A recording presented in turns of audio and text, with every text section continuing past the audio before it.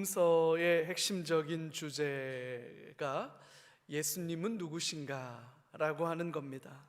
예수님께서는 무엇을 가르치셨나, 그리고 예수님께서 성취하신 구원이라는 게 정확하게 무엇을 말하는가, 이게 복음서가 가지고 있는 가장 중요한 관심이죠.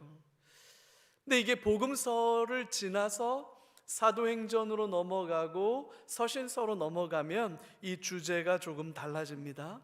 그쪽으로 가면 예수님을 믿고 따르는 제자들 혹은 성도들은 어떻게 살아야 하나, 어떻게 복음의 증인으로 이 세상을 살아야 하나라는 주제가 중심이 되죠. 결국 신약 성경은 두 가지 큰 질문 속에 답을 하는 거라고 이해하시면 되겠습니다. 하나는 예수님은 누구신가? 라는 질문이에요. 또 하나는 예수님을 믿고 따르는 제자 혹은 성도는 어떻게 살아야 하나? 라고 하는 겁니다. 성도의 삶에 가장 중요한 두 가지 질문이죠. 이 두 가지 질문을 염두에 두고 신약 성경을 읽어가면 참 좋습니다. 지금 우리가 보고 있는 마태복음은 예수님은 누구신가? 라고 하는 질문을 가지고 그 질문에 차례대로 답을 해 가고 있어요.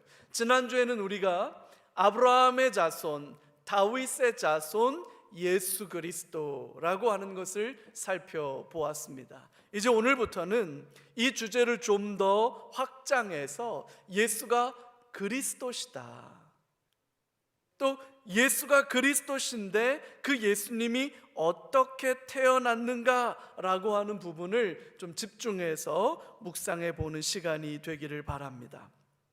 오늘 우리가 읽은 본문 18절이 이렇게 시작해요. 예수 그리스도의 나심은 이러하니라. 예수를 그리스도라고 소개합니다. 예수가 그리스도시다. 네, 여러분 잘 생각해 보세요. 예수님이 십자가에 못 박혀 죽으실 때 예수를 십자가에 못 박아 죽인 죄목이 뭡니까? 뭐 때문에 예수님을 십자가에 못 박아 죽인 겁니까? 예수가 그리스도라는 이유 때문에 그를 십자가에 못 박아 죽인 거예요. 예수가 그리스도라는 사실을 인정할 수 없다는 거예요. 오늘날도 마찬가지 아닙니까?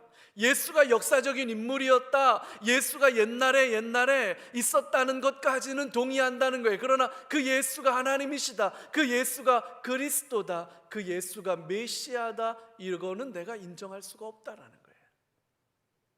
지난주에도 말씀드렸던 것처럼 그래서 지금도 이스라엘 국기에는 다윗의 별, 아직도 새로운 메시아가 올 거라고 하는 기대감을 가지고 국기에다가 그 다윗의 별을 그려놓고 그 메시아를 기다리고 있는 거잖아요.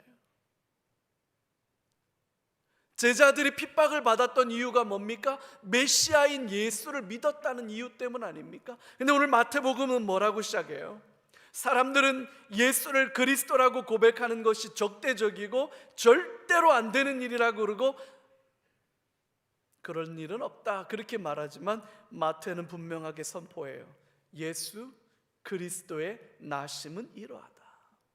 예수와 그리스도를 이렇게 접붙이는 거, 두 단어를 연결하는 거, 여러분 이건 굉장한 믿음이거든요. 그러면서 예수가 그리스도신데 이 그리스도가 태어나게 된 과정은 이렇다라고 설명하고 있어요. 아버지와 어머니의 이름을 소개하고 있지만 예수님은 전혀 다른 모습으로 이 땅에 태어나셨습니다. 마리아가 요셉과 약혼하고 동거하기 전에 성령으로 잉태된 것이 나타났다, 그렇게 기록하고 있어요. 유대인들의 독특한 결혼 풍습이지요. 결혼이 확정이 되면 먼저 약혼을 해요. 근데 우리는 약혼이라는 개념이 결혼을 준비하는 어떤 약속, 이런 개념이잖아요. 근데 유대인들은 그렇진 않아요. 이게 정식 결혼이에요. 정식 결혼을 하면 약혼을 하고 1년 동안은 각각 자기의 집에서 생활합니다. 왜 이런 풍습이 생겼냐면 요즘은 자식을 낳고 어라? 생긴 게 좀 나랑 다르네? 뭐 이래서 이게 내 아이가 맞나?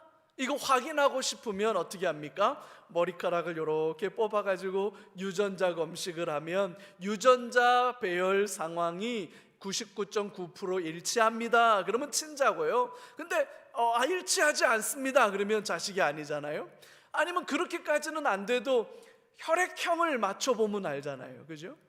A형 형제와 B형 자매가 만나서 결혼하면 잘못하면 모든 혈액형이 다 나올 수 있어요. A형도 나올 수 있고 B형도 나올 수 있고 AB형도 나올 수도 있고 O형도 나올 수도 있죠. 근데 A형 형제와 A형 자매가 만나서 결혼했는데 자식이 B형이다. 이러면 이제 거시기 하죠. 이게 웬일이냐? 뭐 이렇게부터 시작해서 제가 참 안타까운 이야기를 들은 얘기가 있어요. 예전에 저희 어른들 시대에 이 산화 제한이 굉장히 큰 문제였잖아요. 그래서 아버님이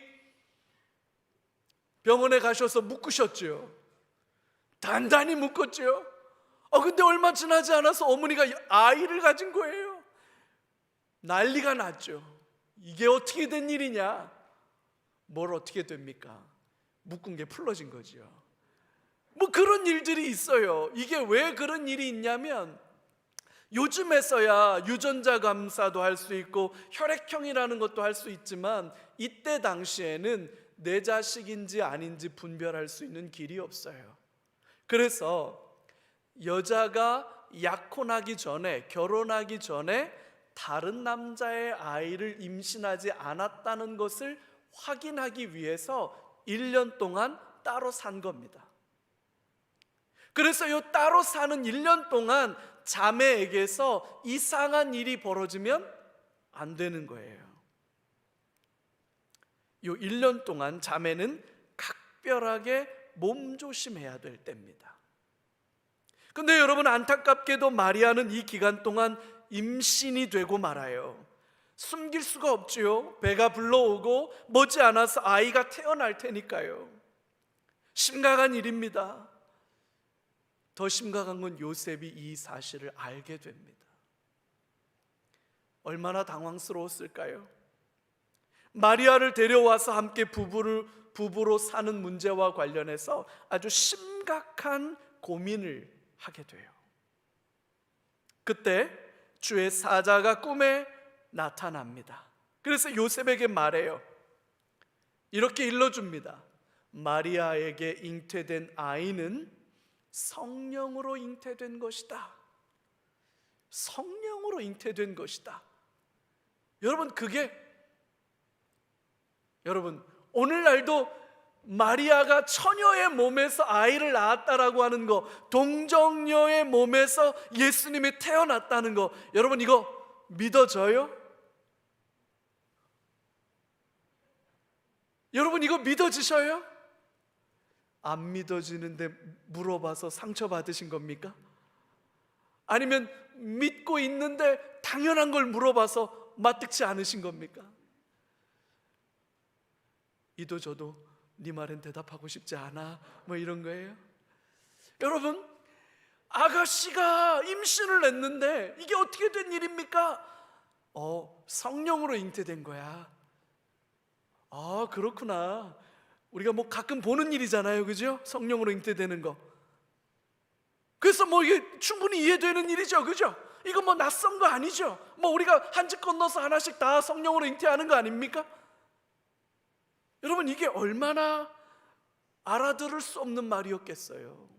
성령으로 잉태한다는 게 무슨 말인지 도무지 알아들을 수 없는 말이었을 거예요. 그러니까 천사가 지금 요셉에게 말해주는 거예요. 그 아이는 성령으로 잉태된 것이니까 적어도 마리아가 다른 남자와 바람을 핀 건 아니다. 다른 남자와 부적절한 관계를 가진 것은 아니다. 그렇게 일러주면서 마리아 데려오기를 주저하지 마라. 태중의 아이는 예수라고 이름을 지어라. 예수, 자기 백성을 그들의 죄에서 구원할 자라는 의미입니다. 구원자라는 뜻이에요. 메시아란 뜻이지요. 그리고 이것을 확인시켜 주기 위해서 이사야 선지자를 통해서 주었던 예언, 그 예언이 성취되는 거라고 23절에 가서 말합니다. 보라, 처녀가 잉태하여 아들을 낳으리니, 처녀가 아이를 낳게 되는 일, 이게 놀라운 징조가 될 텐데 그 이름은 임마누엘이라 하리라. 왜냐하면 번역하면 하나님이 우리와 함께 계시다 함이라. 그러니까 마리아가 임신하게 된 상황이 낯설고 당황스럽겠지만 그게 이미 구약 성경의 이사야로 예언하셨던 일들이 성취되는 거다. 그걸 말씀하시는 거예요. 마리아 뱃속의 아이는 성령으로 잉태된 것이다. 이름은 예수라고 해야 되는데 자기 백성을 그들의 죄에서 구원할 자다. 자기 백성, 여러분, 자기 백성이라고 말한다면 이 아이가 누구란 뜻입니까? 왕이란 뜻이에요. 여러분, 우리가 보통 우리 민족, 우리 나라, 우리 국민, 우리 동포 이렇게는 말하지만 내 백성이라고 말하지 않습니다. 왜요? 내 백성이라고 말할 수 있는 사람은 세상에서 딱 한 사람이에요. 누구? 왕만 그렇게 말하는 거예요. 그건 왕의 언어입니다. 내 백성을 그들의 죄에서 구원할 자다. 이건 예수가 누구란 뜻이에요? 왕이란 뜻이에요. 뿐만 아니라 구원자라고 하는 이 메시아의 선포를 통해서 예수가 감당하게 될 메시아 사역의 본질은 로마로부터 독립된 나라를 이루는 정치적 메시아가 아니다. 사람들의 굶주림을 해결해주는 경제적 메시아가 아니다. 사람들의 원통함과 억울함을 풀어주는 정의의 메시아가 아니다. 그거는 단지 그들의 죄에서 구원한다. 이게 무슨 뜻이에요? 아담과 하와가 선악과를 따먹고 범죄했어요. 그 범죄함으로 에덴에서 쫓겨났습니다. 예수는 어떤 메시아냐? 아담과 하와가 실패한 그 자리, 그들이 잃어버린 에덴 동산을 다시 회복시켜 줄 메시아다. 예수가 성취할 구원이라는 게 어떤 건지를 말하고 있는 거죠. 뿐만 아니라 여러분, 임마누엘, 하나님이 우리와 함께 계신다라고 하는 이 선포를 가만히 묵상해 보면 결국 이 아이가 누구란 뜻입니까? 이 아이가 누구라는 거예요? 하나님이라는 거예요. 여러분, 이 짧은 문장 속에 예수님은 누구신가? 라고 하는 이 질문에 대한 엄청난 답이 들어있어요. 자기 백성이라고 말하는 이분은 하나님이시고 왕이시고 메시아다. 이 놀라운 약속이 선포되고 있는 거죠. 저는 이런 기도 제목을 가지고 마태복음 강해를 시작했습니다. 우리가 마태복음 28장까지 다 보고 나면 이 마태복음 강해 설교를 통해서 저와 여러분들이 이 예수님을 만나는 역사가 일어나게 되기를 소망합니다. 우리 모두가 다 그저 일요일이니까 일요일엔 짜파게티 뭐 이래서 교회 나오는 거 말고요, 정말로 내 주님을 사랑하고 내 주님을 더 알고 내 주님과 더 깊이 동행하기를 원하는 그 마음 하나 때문에 여러분이 이 예배에 달려 나오기를 사모하는 역사가 일어나기를 주의 이름으로 축복합니다. 이 예수님을 알고 이 예수님을 만나고 이 예수님을 사랑하고 이 예수님과 동행하는 은혜가 우리 안에 있게 되기를 소망합니다. 이게 저의 간절한 기도 제목이에요. 하나님께서 사람이 되셔서 이 땅에 오셨다. 얼마나 영광스럽고 놀라운 이야기입니까? 저와 여러분들을 구원하기 위해서 왕이 오셨다. 하나님이 친히 오셨다. 여러분, 이게 얼마나 놀랍고 위대한 이야기입니까? 이 놀라운 이야기가 저와 여러분들의 삶에 놀라운 약속으로 들려지게 되기를 바라요. 근데 여러분, 이 영광스럽고 놀라운 아기 예수님이 이 땅에 오신 이야기를 기록하고 있는 이 본문에 배경처럼 쑥 스쳐 지나가지만 마리아와 요셉이 등장하는데, 그 마리아와 요셉을 좀 주목해 볼 필요가 있어요. 여러분, 흔들리지 않고 피는 꽃은 없답니다. 씨앗이 추운 겨울을 지나야만 비로소 봄의 싹으로 돋아날 수 있는 거예요. 겨울을 지나지 않은 씨앗은 봄에 싹이 트지 않아요. 아기 예수님의 탄생을 위해서 요셉과 마리아가 짊어져야만 했던 아픔과 절망이 있어요. 그 아픔과 절망 위에 찬란한 꽃이신 예수님이 이 땅에 오셨다는 사실을 우리는 기억해야 해요. 우리 같이 한번 찬찬히 들여다볼까요? 첫 번째로는 마리아의 눈물입니다. 앞서 설명드렸다시피 유대인들의 결혼 풍습의 방점은 약혼한 이 1년의 시간에 찍히는 거예요. 여러분, 마리아도 이팔 청춘 아니었겠어요? 그래서 동네 오빠들과 봄꽃이 피면 진달래 꺾고 여러분 개나리 사이를 여러분 버들 그 사이를 뛰어다니면서 동네 오빠들과 여러분 재미난 일 하지 않았겠어요?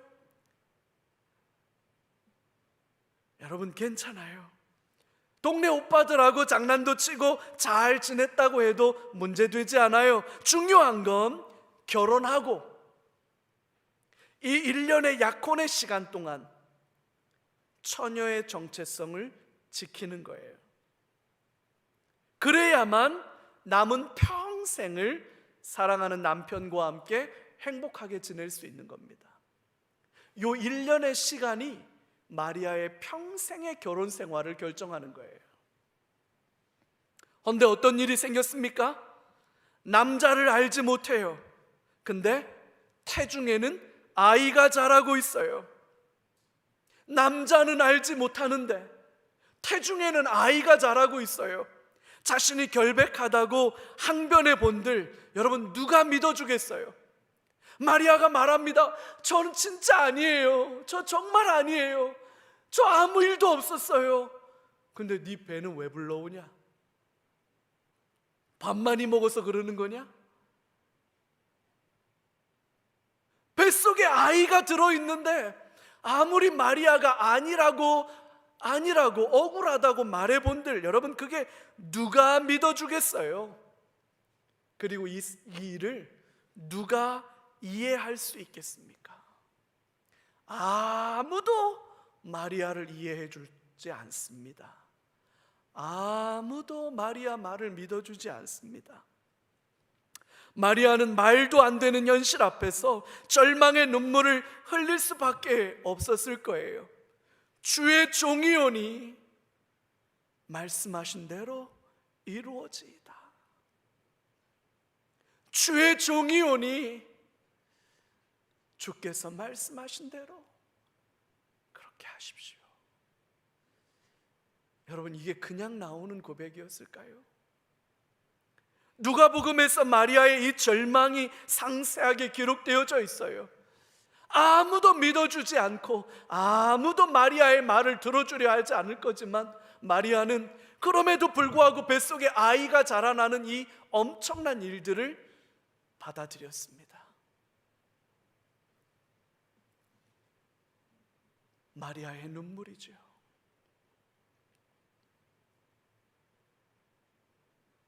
주의 종이오니 주의 말씀하신 뜻대로 주의 뜻대로 이루십시오. 두 번째로는요, 오늘 마태복음이 초점을 맞추고 있는 의로운 사람 요셉의 눈물이에요. 마태복음이 요셉에게 초점을 맞추는 이유는 요셉을 통해서 예수님이 이 땅에 오셨고 그래야 예수님은 다윗의 후손으로 오기 때문입니다. 앞에서 설명드린 것처럼 유대인들의 결혼은 약혼을 통해서 공식적으로 시작되는 거예요. 따라서 요셉은 마리아의 합법적인 남편이고 마리아 뱃속의 아이도 법적으로는 요셉의 아이가 되는 거예요. 다윗의 후손이 되는 거죠. 오늘 성경은 요셉을 의로운 사람이라고 소개시켜 주는데, 여기서 요셉을 의로운 사람이라고 소개시켜 주는 것은 두 가지 의미가 있어요. 하나는 인격적인 특징이고요, 다른 하나는 하나님의 말씀에 순종한다, 그런 의미를 가지고 있어요. 인격적으로 성숙한 사람이다 라는 의미와 하나님의 뜻에 순종한다, 그런 의미로 요셉을 의로운 자라 그렇게 소개시켜 주고 있는데, 여러분, 의로운 사람 요셉의 눈물을 우리가 한번 기억해 볼 필요가 있어요. 첫 번째는 마리아가 아이를 가졌다라는 사실을 알게 되고 이것을 드러내지 않기 위해서 가만히 끊고자 했다는 거예요. 여러분, 총각 요셉이 드디어 장가갑니다. 제가 주님 다시 오실 날을 사모하고 주님 오시옵소서 그 마음을 가지고 늘 기도했지만, 제가 주님 앞에 한 가지 소원했던 게 있어요. 하나님, 언제든지 오셔도 좋은데 저 장가는 가보고 좀 오세요. 이게 제 마음의 기도 제목이었어요. 그래, 지금은 이제 상관없어요. 언제 오셔도 돼요. 장가 가보니까 별거 없어요. 이거 아니 오히려 더 주님 바라보게 돼요. 빨리 오셨으면 좋겠어요. 여러분, 요셉이 장가 갑니다. 얼마나 행복할까요? 얼마나 설레고 기대가 될까요? 근데 약혼한 아내가 나와는 상관없이 임신을 했다는 사실을 알게 되면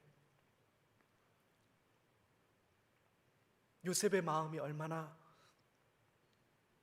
낙심이 될까요?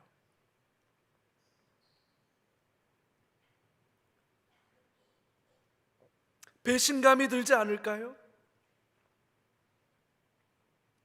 나를 사랑한 게 아니었습니까?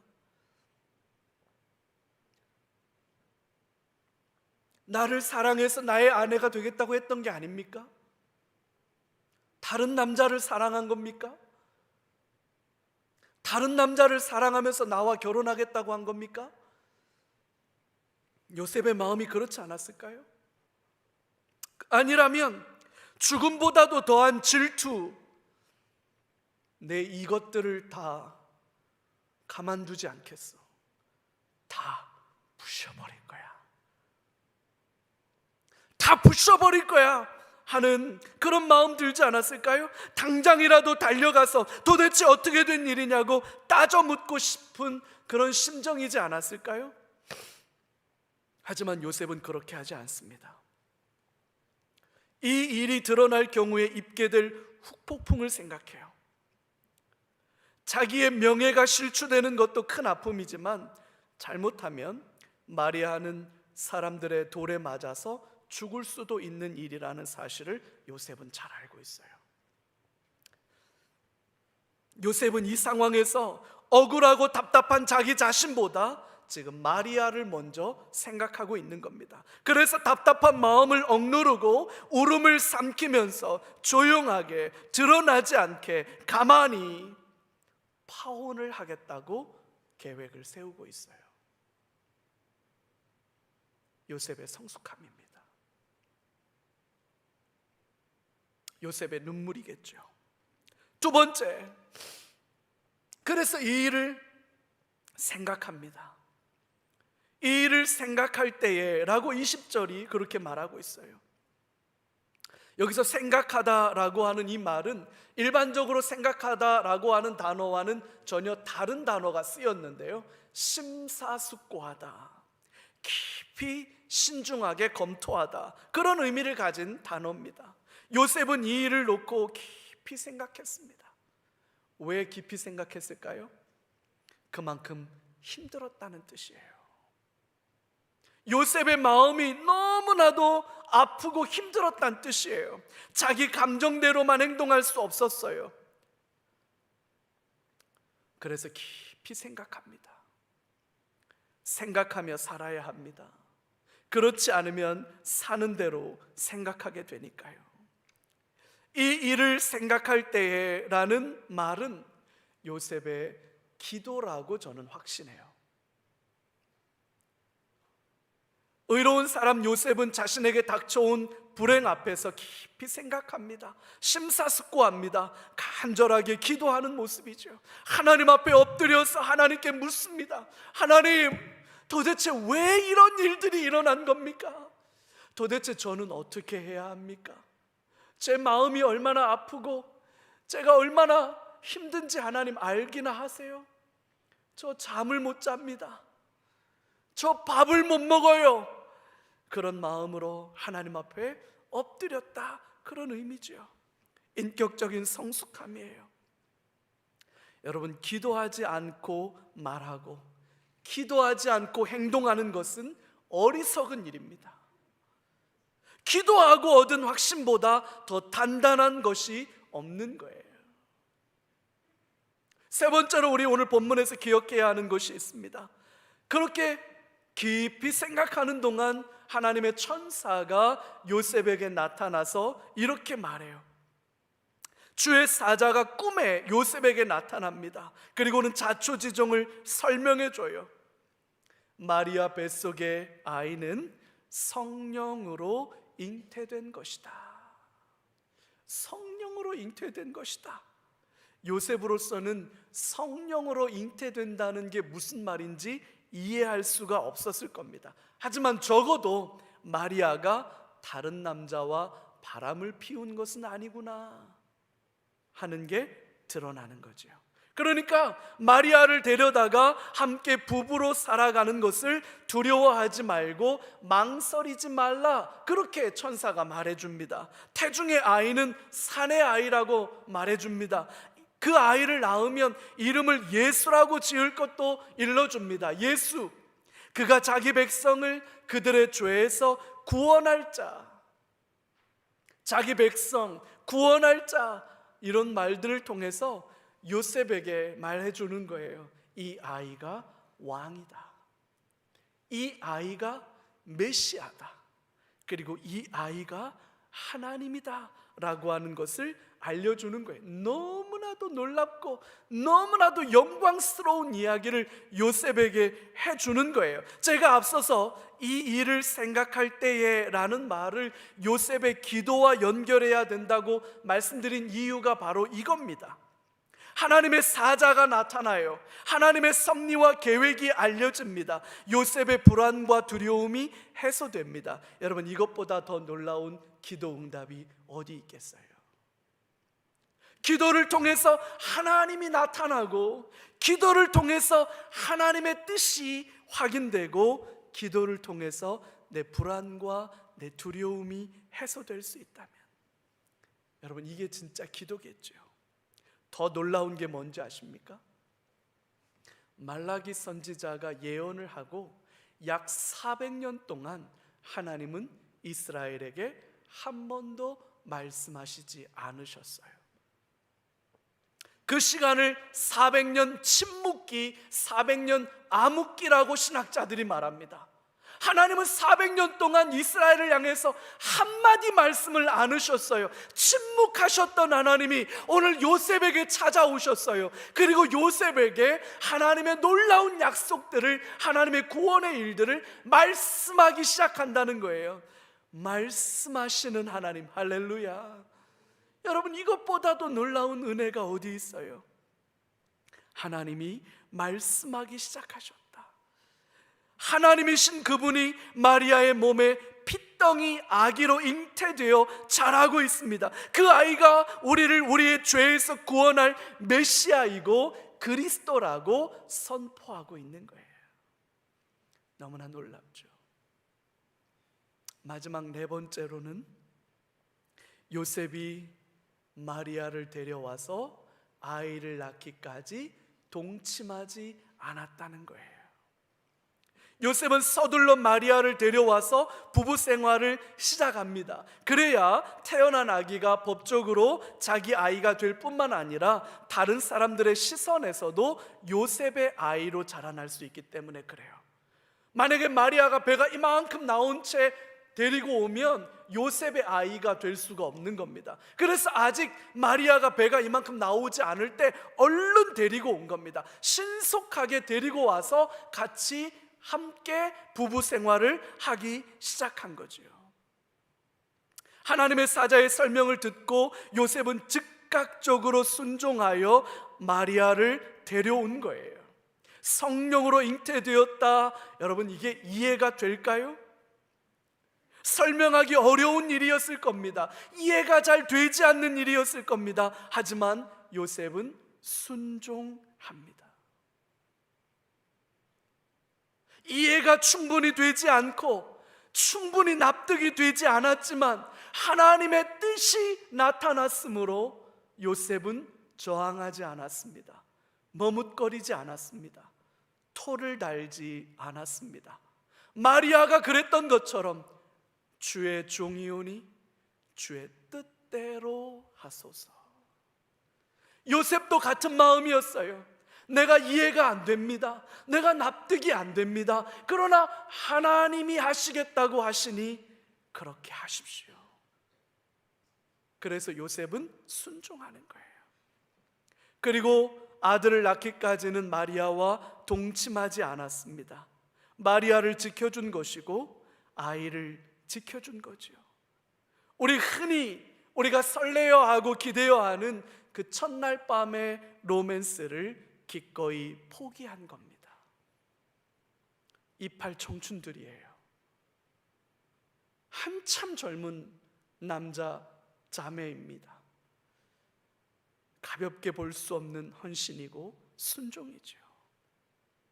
여러분, 하나님이 사람이 되셔서 아브라함과 다윗의 자손으로 이 땅에 태어나셨습니다. 설명할 수 없는 은혜고 축복이고 영광입니다. 그런데 그 이면에 마리아의 눈물이 있었습니다. 요셉의 답답하고 안타까운 눈물이 있었습니다. 다 이해되지 않기에 온전히 믿을 수 없기에 더 힘들고 안타까웠던, 순종하기가 버거웠던, 그러나 마리아도 요셉도 순종했습니다. 의지를 다해 믿음으로 반응했습니다. 그래서 이게 더 눈물겨운 겁니다. 이 절망과 안타까움의 눈물이 찬란한 꽃으로 피어날 수 있었던 거예요. 예수, 자기 백성을 그들의 죄에서 구원할 메시아가 이 땅에 태어나셨습니다. 하나님의 기가 막힌 섭리와 역사입니다. 여러분, 놀라운 구원의 일들이 벌어졌습니다. 하나님이 사람이 되셔서 이 땅에 구원자로 오셨다는 이 영광스럽고 놀라운 이야기, 그 밑바닥에 가장 밑면에 들어가 보면 마리아의 눈물이 있고 요셉의 눈물이 있다는 사실을 우리는 기억해야 해요. 하나님의 뜻은, 하나님의 나라는, 하나님의 역사는 그렇게 이루어져 가는 거예요. 봄부터 소쩍새가 그렇게 울어야 한 송이 국화꽃이 피어나는 거예요. 주님의 몸된 교회 안에 하나님의 일들이 일어나고 부흥의 역사가 일어나려면 누군가는 울어야 하는 거예요. 누군가는 순종해야 하는 거예요. 누군가는 결단해야 하는 거예요. 그래야 주님의 교회가 서는 거예요. 하나님의 나라가 임하는 거예요. 하나님의 뜻이 이루어지는 거예요. 이해되지 않아요. 왜 이런 일이 나에게 일어나는지 이해되지 않아요. 이해되지 않으니, 납득이 되지를 않으니 믿음으로 반응하는 것도 어려워요.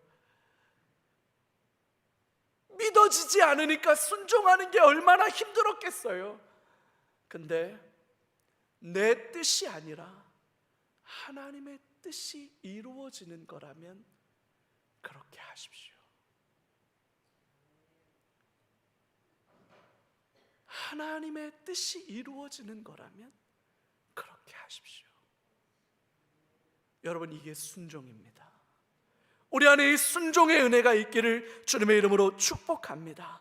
저와 여러분들의 눈물의 헌신을 통해 더 놀랍고 위대한 하나님의 일들이 올 한 해 저와 여러분들의 삶에 기적같이 일어나기를 간절히 소망합니다. 다 이해되지 않아도, 다 납득되지 않아도 하나님의 뜻 앞에 겸손하게 무릎 꿇고 순종함으로 주 앞에 나아갈 때 저와 여러분들의 눈물이 찬란한 꽃으로 피어나게 될 줄로 확신합니다.